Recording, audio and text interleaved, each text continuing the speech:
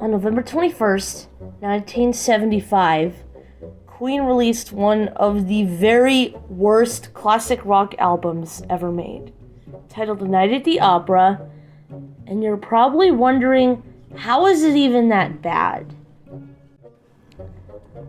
It all started when Freddie Uranus, Brian June, Roger Deacon, and John Taylor went to Sweet Apple Acres to record this album. They spent almost an entire month there in summer 1975. John Taylor stated, "The whole place smelled like apples, and I got to sleep downstairs on a pile of hay, which wasn't very comfortable." The first song on the album is titled "You Are an Idiot, Ha Ha Ha Ha Ha Ha Ha," which features Freddie Uranus playing some mean piano, which he almost destroyed while smoking a cigarette. He was so angry, he refused to sing lead on this song.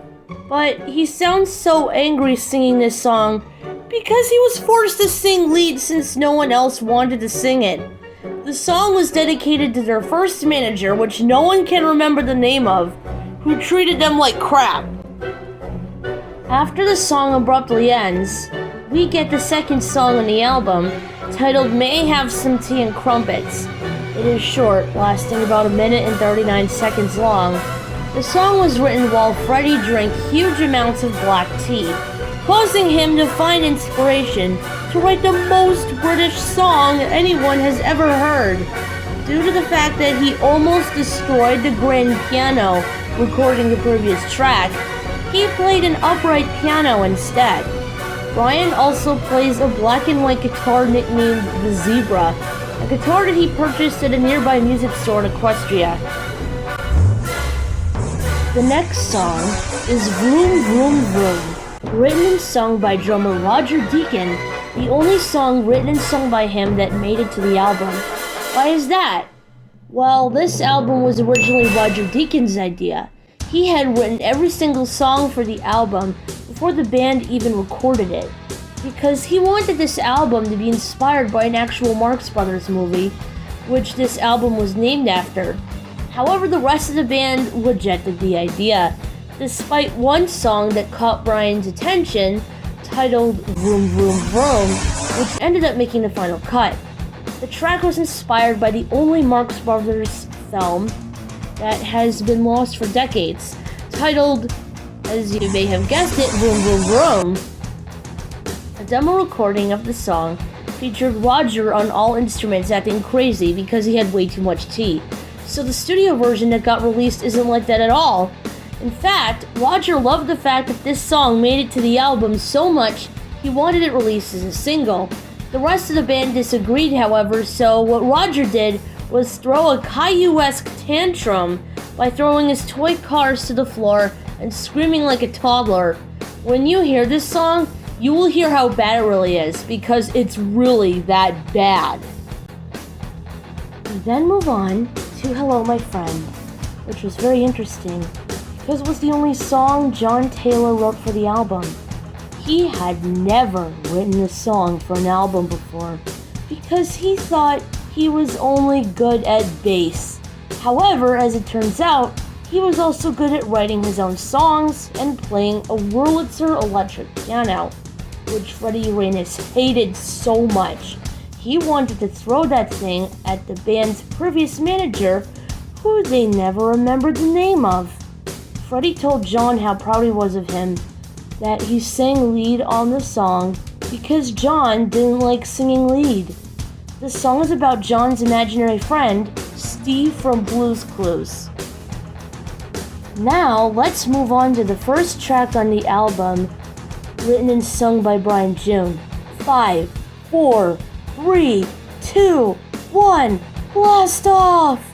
And honestly, the songs sung by Brian on the album are the only good songs on such a terrible album, because Brian's voice compared to the other band members is very clear, and you can actually understand the lyrics he's singing. The rest of the band drank lots of delicious tea with honey while recording this song, however. No wonder Roger's high notes sound a little off here. This next song is titled Fromage, a song Roger didn't want on this album because it was written as a tribute to cheese. And he hated cheese so much, he refused to put it on his ham sandwiches. But Brian objected and put it on the album anyway. And Freddie sings lead on this one. Interesting, right? The last song on side 1 is titled Random Tap Dancing Kid, which is Freddie playing piano once again and singing a song in the style of the British music hall genre.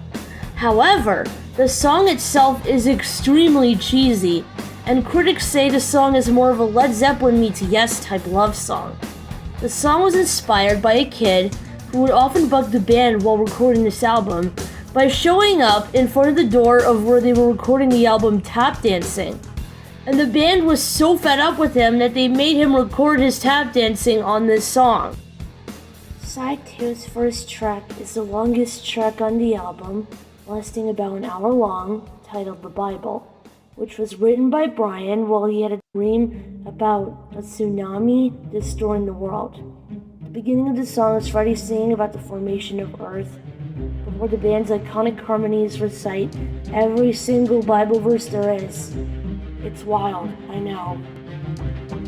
We then get to Valentine's Day, a song inspired by a suggestion by the band's manager at the time, John Reed, who suggested they use different kinds of instruments on their songs, such as a koto, a harp, and even a harmonica.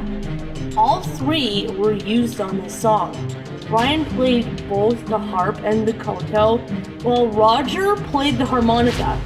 Freddie plays piano and sings on this song about the worst Valentine's Day he had ever experienced. However, it's nothing but a silly rejection song. The Long Lost Mickey Mouse Cartoon, the second song on the album written and sung by Brian June, features Brian playing a ukulele and singing about how he went into the Disney Vault looking for Mickey and Minnie's infamous Lost Making Out cartoon, which Walt Disney hated. However, he ended up finding a couple deleted scenes from Bambi, as well as an unused Dumbo ride vehicle meant for Disneyland. We then get to the most infamous track on this horrible album, the highest note ever hit in an opera.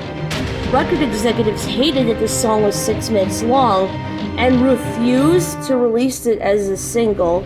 They thought Roger's Vroom Vroom Vroom was much better. This song is why this album is considered one of the worst classic rock albums ever made. But the band really wanted the song to be released as a single. So when it was released, Vroom Vroom Vroom ended up being the B-side, much to Roger's dismay. It's rock in the style of an opera, and the operatic section features Roger trying to hit the highest note on this album, an A above high C, but fails miserably and his voice starts to crack. It's so horrible just listening to this dang song. It makes my ears bleed. The final track was recorded before the band even started to record this album. It's basically the British national anthem, but it's rock. Brian plays it on his guitar, and you even hear Roger's hard drums. That is how Queen would end every single concert from this day on.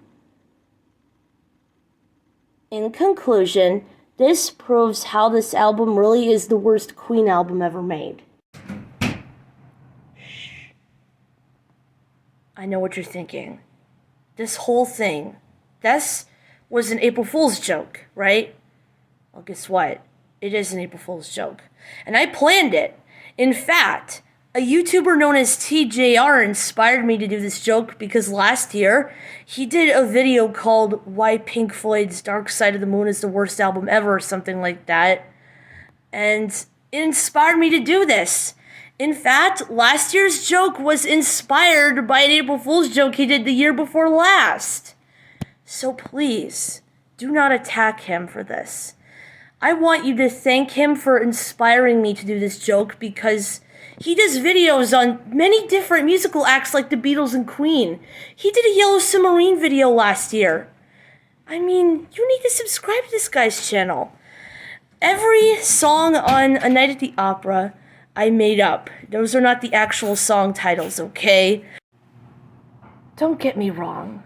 I love A Night at the Opera. It's a really great album. In fact, it gave us great songs such as Bohemian Rhapsody, You're My Best Friend, and of course Roger's car song, I'm in Love with My Car. So yeah, just don't believe everything that I said about the album, because I said stuff about it that weren't true, such as the album being the worst album ever. It's not. It's a great album. Okay? And I know you're asking what's with all the tea and all that. Well, all of that's a reference to the Beatles parody band The Ruddles that copy everything the Beatles do, and they use tea as a drug, okay? TV Tropes calls this a G-rated drug. So that's why I said that the Queen gang drank lots of tea while recording this album, okay? Also, the band members are not Freddie Arenas, Brian June, Roger Deakin, and John Taylor. I switched Roger and John's surnames around, and Freddie Arenas is an epic Rap Battles of History reference. Speaking of Roger... Hey everyone, Little Roger here. I was the one that told Sophie to do this April Fool's joke so that she doesn't do the whole I'm leaving YouTube thing again. Also, happy Autism Acceptance Month, and remember to be kind to all autistic people. Bye-bye. This has been a Melanie Semble production. Bye-bye.